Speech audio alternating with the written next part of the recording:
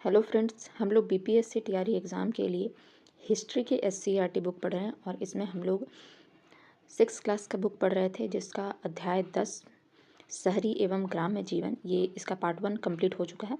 आज हम लोग पार्ट 2 देखने वाले हैं। तो पार्ट 2 में हम लोग पुहार की व्यापारिक गतिविधियों का अवलोकन करने वाले थे। चलिए, पुहार संगम काल का काफ़ी सुविधाजनक बंदरगाह था जो भारत के पश्चिमी तट पर स्थित था। तो भारत के पश्चिमी तट यानी कि ये है तटवर्ती इलाका यहाँ, ठीक है। ये एरिया आप समझ सकते हैं पुहार। तो ये चोलों का था। यहाँ विदेशों के माल लेकर आने वाले बड़े बड़े जहाज भी बिना पाल उतारे ही तट पर आ जाते थे। विदेशों से आयात होने वाली बहुमूल्य सामग्री गोदी बाड़े पे उतारी जाती थी। कहाँ पर? डॉकयार्ड पे उतारी जाती थी। विदेश से व्यापार के कारण पुहार के लोग काफ़ी धनी हो गए थे। तो जहाँ पर डॉकयार्ड होगा वहाँ पर या विदेशी सामान जहाँ आता जाता होगा वहाँ पर तो लोग धनी हो ही जाएंगे। इस नगर में अनेक ऊंचे ऊंचे और भव्य भवन थे। ये भवन कई मंजिल वाले थे। इनमें अलग अलग कक्ष थे। प्रत्येक भवन में गलियारे, बरामदे तथा अनेक कमरे होते थे। इन भवनों में ऊपर तो धनी व्यापारी का परिवार रहता था और नीचे की मंजिल का उपयोग व्यापार के लिए होता था। समुद्र तट पर स्थित व्यापारी जहाज़ों पर ध्वज लहराते थे। तो समुद्र तट पर स्थित व्यापारी जो होते थे जहाज़ पर ध्वज लहराते थे। इनके साथ विभिन्न रंगों के झंडे भी होते थे जो जहाज़ों पर लदे विशिष्ट प्रकार के माल तथा फैशन परस्तों के लिए उपयोगी सामान का एक प्रकार से विज्ञापन करते थे। मतलब अलग अलग कलर का लहराने से पता चलता था कि लोग क्या लेके आ रहे हैं, किस तरह का माल है। तो ये था पुहार पत्तन के बारे में। आगे देखते हैं, क्या आपके गांव या शहर के व्यापारी भी इतने ही समृद्ध होते हैं जितने पुहार के व्यापारी थे? इनकी समृद्धि के क्या कारण थे? समकालीन भारत के तटीय शहरों तोंडी, मुजरिस, पुहार, अरिकमेडु में यवन व्यापारी काफ़ी संख्या में रहते थे। ठीक है। तो समकालीन भारत के तटीय शहर जो हैं तोंडी, मुजरिस, पुहार, अरिकमेडु में यवन व्यापारी काफ़ी संख्या में रहते थे। ये लोग बोतल में शराब, विभिन्न प्रकार के दीपक एवं सोना लाते थे। तो समकालीन भारत के तटीय क्षेत्रों में ये कौन कौन से शहर है? तोंडी, मुजरिस, पुहार, अरिकमेडु एवं यवन व्यापारी काफ़ी, मतलब कि इन सब में यवन व्यापारी काफ़ी संख्या में रहते थे। लोग बोतल में शराब, विभिन्न प्रकार के दीपक एवं सोना लाते थे। ठीक है। तो ये सब आपको याद रहना चाहिए कि कौन कौन सा शहर है तटीय शहर और फिर क्या लेके आते थे। इसके बाद ये लोग काली मिर्च एवं अन्य मसाले भी तथा समुद्र तथा पर्वत के प्राप्त दुर्लभ वस्तुओं को यहाँ से ले जाते थे। तो वहाँ से शराब, विभिन्न प्रकार के दीपक और सोने लेके आते थे और यहाँ से काली मिर्च, मसाले, समुद्र और पर्वत पर जो दुर्लभ वस्तु होते थे वो यहाँ से लेके जाते थे। यहाँ हुई खुदाई में रोमन सुराहियों के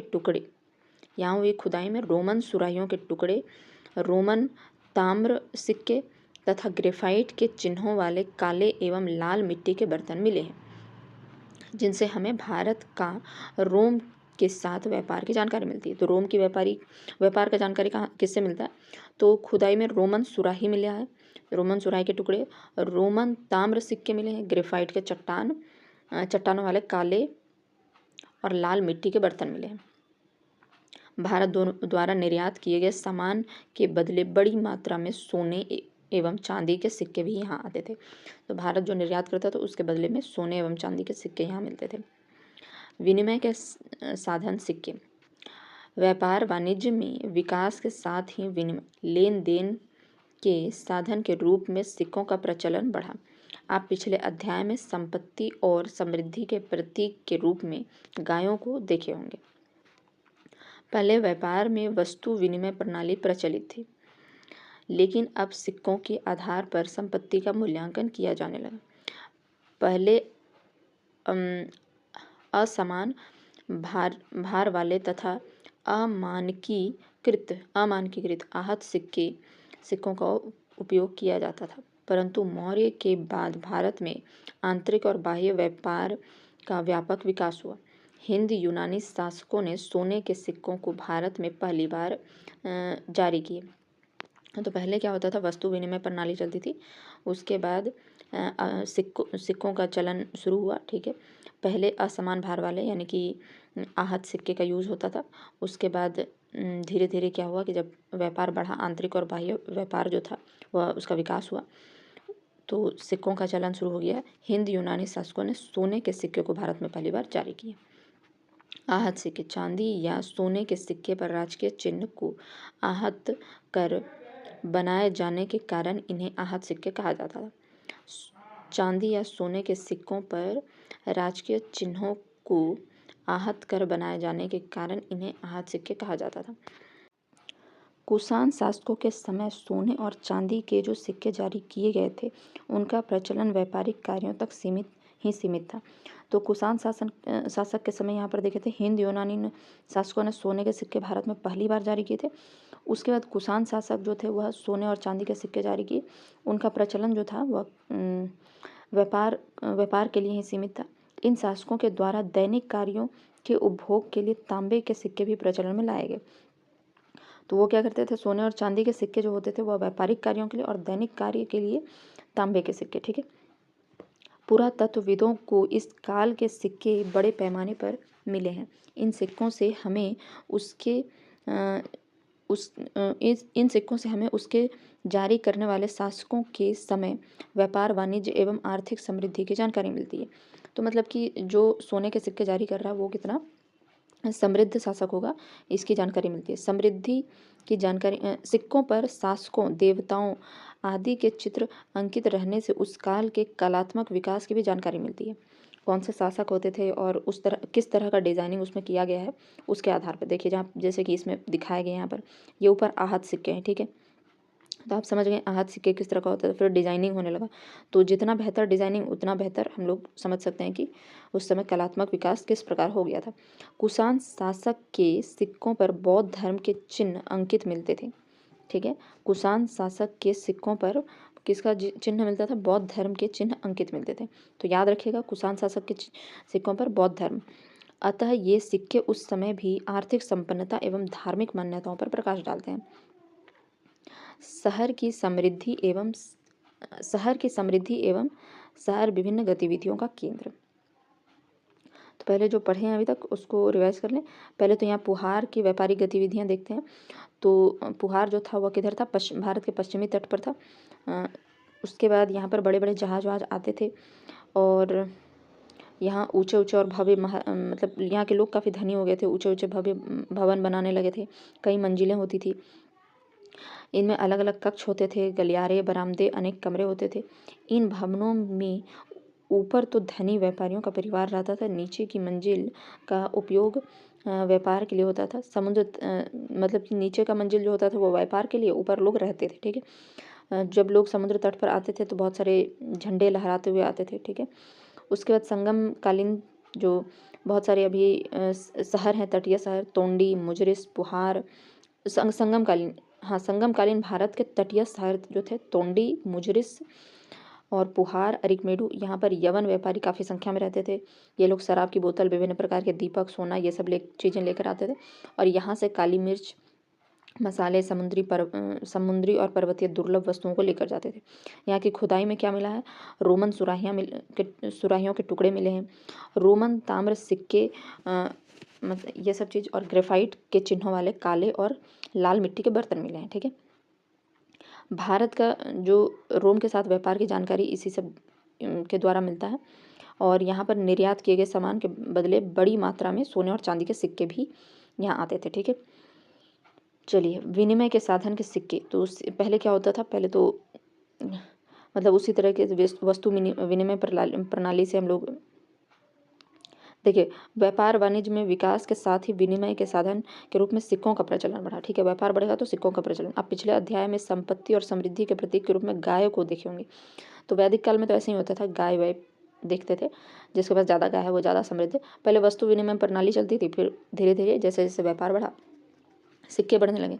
पहले क्या होता था, असमान भार वाले आहत सिक्के का उपयोग किया जाता था, परंतु मौर्य के बाद भारत में आंतरिक और बाह्य व्यापार जो था वो बहुत बढ़ने लगा और हिंद यूनानी शासकों ने सोने के सिक्के सबसे पहले जारी किए थे। ठीक है, आहत सिक्के किसको होता था, सोना या चांदी पर राज के चिन्ह आहत करके यानी कि ठोक के बनाया जाता था। ठीक है, कुषाण शासकों के समय सोने और चांदी के सिक्के जारी किए गए, लेकिन इनका प्रचलन केवल व्यापारिक कार्यों के लिए था और दैनिक कार्यों के लिए तांबे का। ठीक है, उसके बाद इन दैनिक कार्यों के लिए क्या था, तांबे के सिक्के थे। ये सब बहुत सारा पुरातत्वविदों को मिला है और यहाँ पर देखिए कि बहुत सारे मतलब ये सिक्कों पर शासकों और देवी देवताओं के चित्र अंकित किए जाते थे, जिससे उनके कलात्मक विकास की भी जानकारी मिलती है।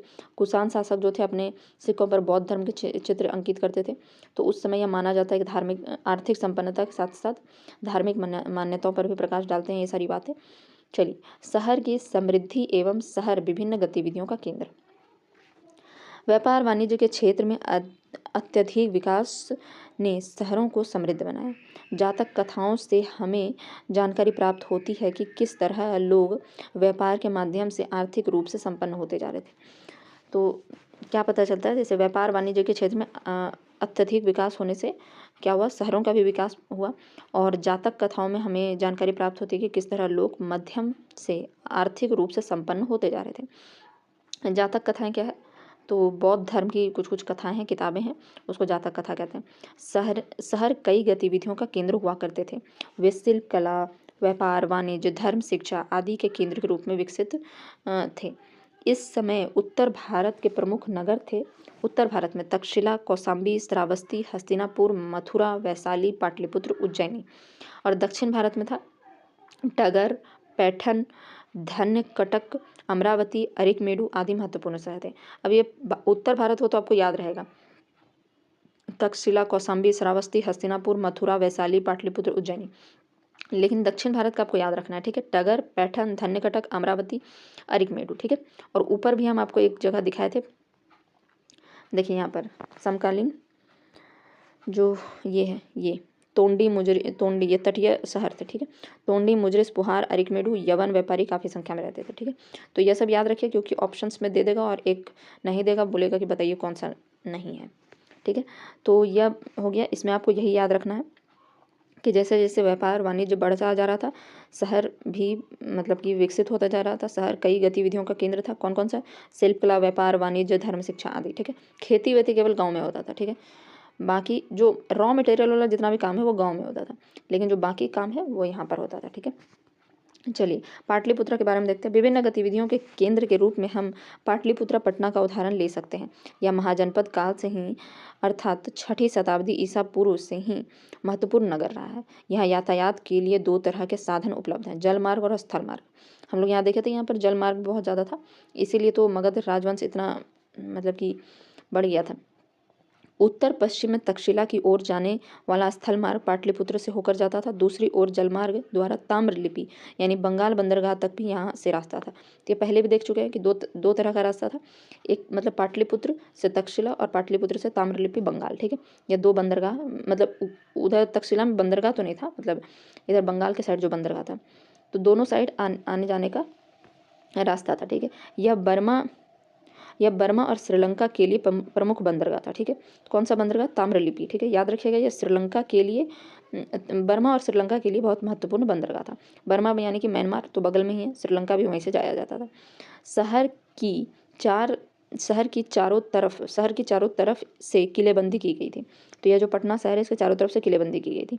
यहाँ बौद्ध भिक्षुओं को ठहरने के लिए कई संघाराम थे। ठीक है, बौद्ध भिक्षुओं को ठहरने के लिए बढ़िया से बनाया गया था। वर्तमान पटना का भिखना पहाड़ी संभवतः किसी समय बौद्ध भिक्षुओं के ठहरने की जगह थी। तो भिखना पहाड़ी बहुत ज़्यादा नाम सुने हैं इसका, ठीक है, भिखना पहाड़ी, तो वहाँ पर बौद्ध भिक्षुओं को ठहरने की जगह थी। पाटलिपुत्र राजकीय एवं लोक कला के प्रसिद्ध केंद्र के रूप में विकसित थी। ठीक है, पाटलिपुत्र क्या थी, पाटलिपुत्र राजकीय एवं लोक कला के प्रसिद्ध केंद्र के रूप में विकसित थी। आसपास के किसान एवं पशुपालक अपने उत्पादन को बेचने शहर आया करते थे। पाटलिपुत्र हजारों वर्षों तक प्रशासनिक गतिविधियों का प्रधान केंद्र बना रहा। यहाँ बड़े बड़े प्रशासनिक एवं सैन्य अधिकारी निवास करते थे, जो उच्च वर्ग के आय समूह के लोग होते थे।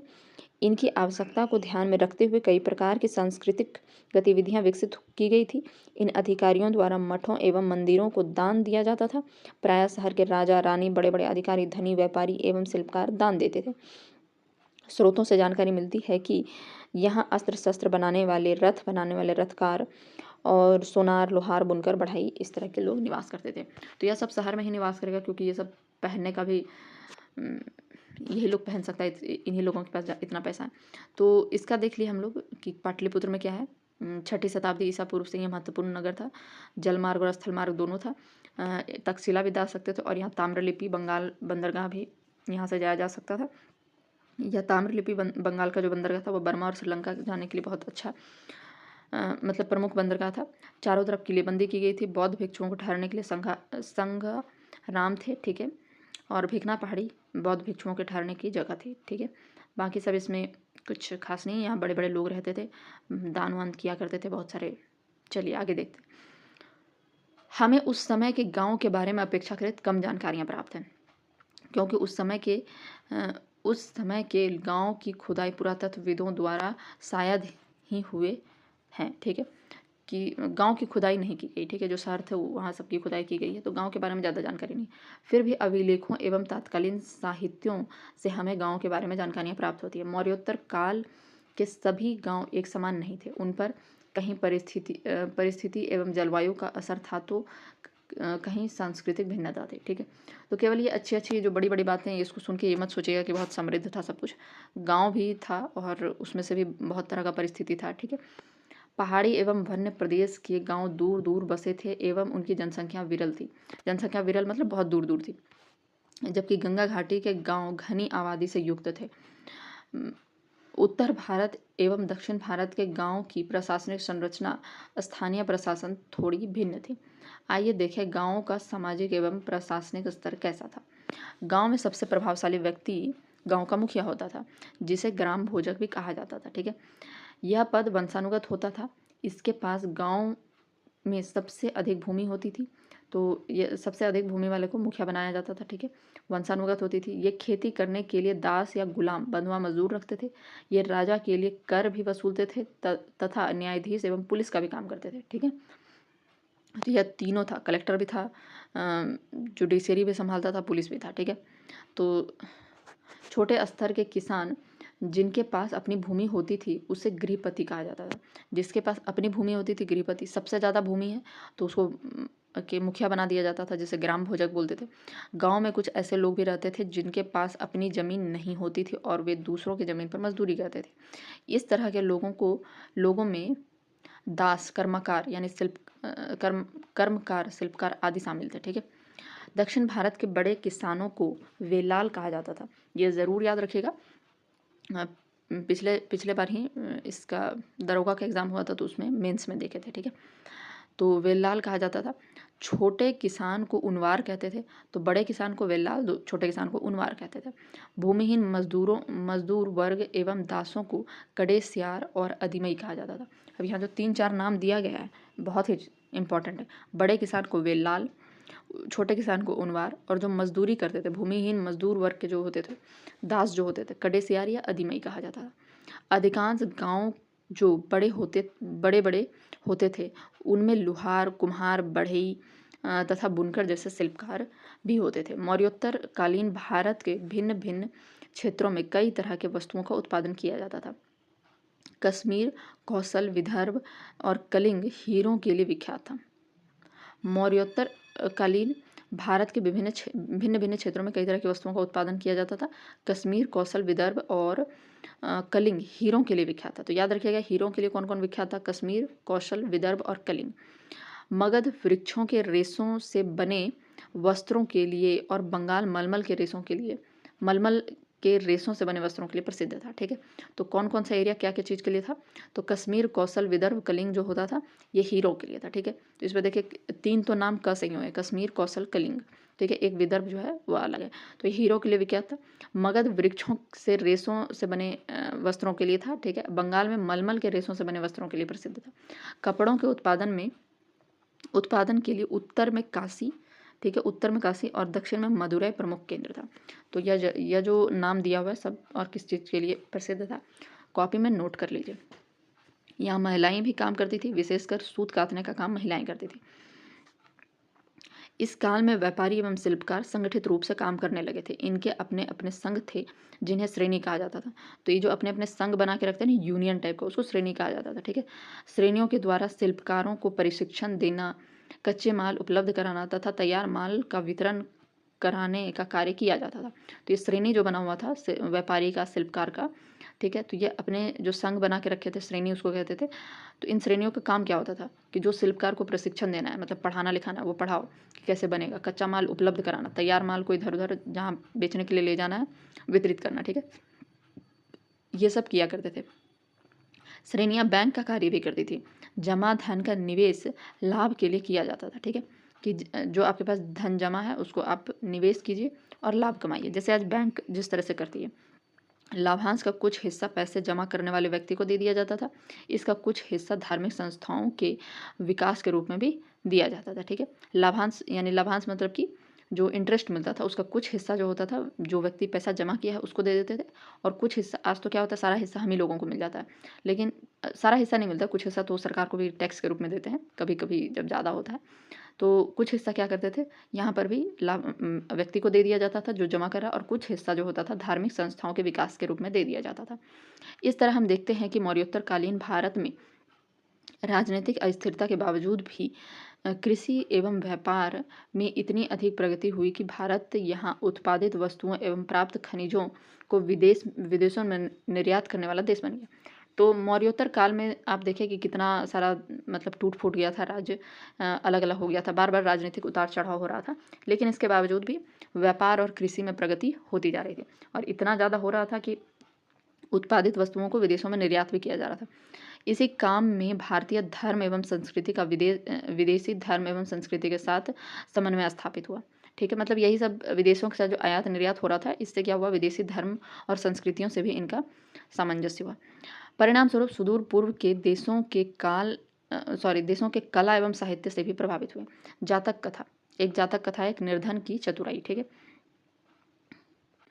तो इसकी चतुराई वाली कहानी पढ़ते हैं। जातक कथाएं आम लोगों में प्रचलित थी, मतलब जातक कथा ये बौद्ध धर्म का था, लेकिन ये कहानियाँ ऐसी थी जो एक मोरल साइंस समझ सकते हैं, मोरल वैल्यूज़ बढ़ाने के लिए, या इस तरह की कथाएं जो आम लोगों में प्रचलित थी। जातक कथाएं आम लोगों में प्रचलित है, जिनका संकलन बौद्ध भिक्षुओं ने किया था। ठीक है, तो इस कथा में यह बताया गया है कि कैसे एक निर्धन व्यक्ति अपनी चतुराई से और व्यापार के माध्यम से धनी बन जाता है। एक शहर में एक गरीब व्यक्ति था, उसके पास खाने के लिए पैसे नहीं थे। उसने एक मरा हुआ चूहा देखा। उस चूहे को उठाकर उसने एक दुकान के मालिक को एक सिक्के में उसकी बिल्ली को बेच दिया।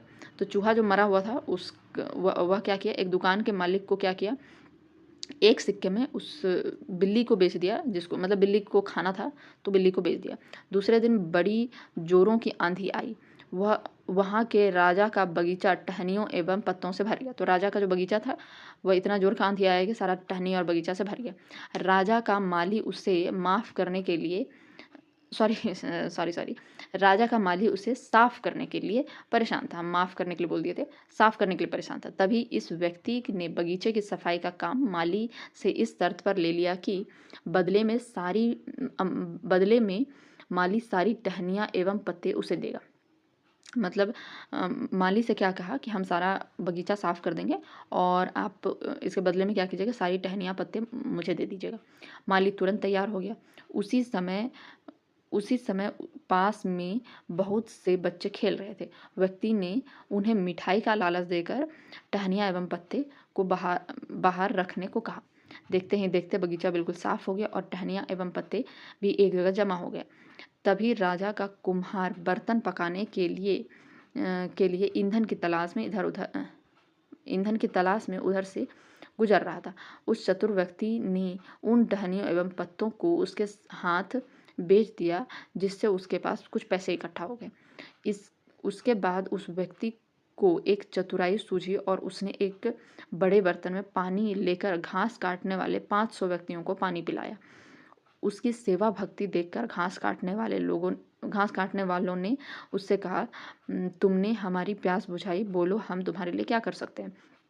उस व्यक्ति ने जवाब दिया कि मैं आपको तब बताऊंगा जब मुझे आपकी सहायता की आवश्यकता होगी। चतुर व्यक्ति ने उसके बाद एक व्यापारी से दोस्ती कर ली। उस व्यापारी ने उसको बताया कि कल 500 घोड़ों के साथ एक बड़ा व्यापारी शहर में आ रहा है।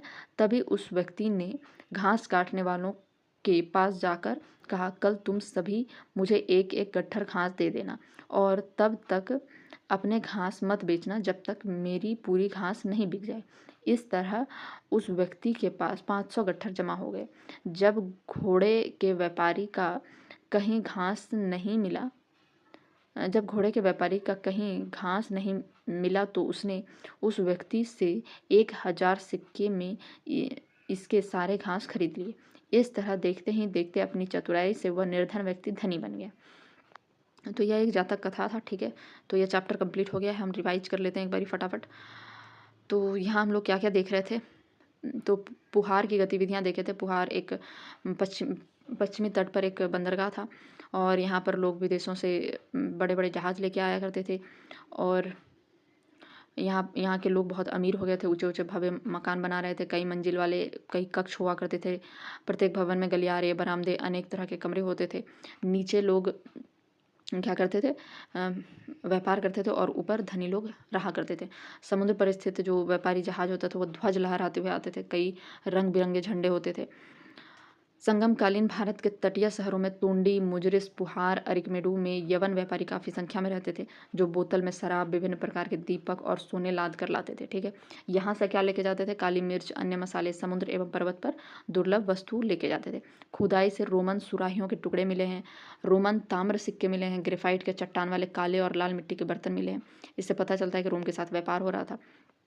यहाँ पर क्या था, भारत द्वारा निर्यात किया जाता था, इसलिए वहाँ पर बड़ी मात्रा में चांदी और सोने के सिक्के भी आते थे। पहले क्या होता था, लेन देन विनिमय के माध्यम से होता था, लेकिन धीरे धीरे सिक्कों का प्रचलन आया।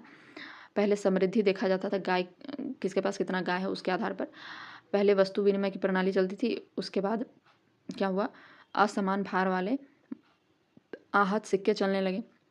परंतु मौर्य के बाद भारत में आंतरिक और बाह्य व्यापार का विकास हुआ। हिंद यूनानी शासकों ने सोने के सिक्कों को भारत में पहली बार जारी किया था। कुषाण भी थे जो सोने और चांदी के सिक्के जारी किए थे, लेकिन यह केवल व्यापारिक कार्य के लिए था और नॉर्मल कार्य के लिए तांबे के सिक्के चलाया करते थे, ठीक है। उसके बाद सिक्कों पर क्या होता था, शासकों और देवी देवताओं का चित्र अंकित किया जाता था। इससे पता चलता था कि कलात्मक विकास की भी जानकारी मिलती थी। कुषाण शासक के सिक्कों पर बौद्ध धर्म के चिन्ह अंकित मिलते थे। उसके बाद देखिए शहर की समृद्धि, शहर विभिन्न गतिविधियों का केंद्र। तो व्यापार वाणिज्य जैसे जैसे बढ़ने लगा, शहर बहुत संपन्न होते जा रहा था। शहर में शिल्प कला, व्यापार, वाणिज्य, धर्म, शिक्षा आदि मिलती थी। उत्तर भारत में अगर प्रमुख नगर देखें तो तक्षशिला, कौशाम्बी, श्रावस्ती, हस्तिनापुर, मथुरा, वैशाली, पाटलिपुत्र, उज्जैनी था। दक्षिण भारत में टगर, पैठन, धन्यकटक, अमरावती, अरिमेडु आदि महत्वपूर्ण शहर थे। पाटलिपुत्रा के बारे में देखें तो यह छठी शताब्दी ईसा पूर्व से ही महत्वपूर्ण नगर था। यहाँ यातायात के लिए जल मार्ग और स्थल मार्ग दोनों था। यहाँ से पाटलिपुत्र से तक्षशिला तक के लिए रास्ता था और दूसरी तरफ जल मार्ग द्वारा ताम्रलिपि बंगाल बंदरगाह भी था। यह बंदरगाह बर्मा और श्रीलंका जाने का प्रमुख बंदरगाह था। यहाँ पर चारों तरफ इस शहर की किलेबंदी की गई थी। बौद्ध भिक्षुओं को ठहरने के लिए संघाराम थे।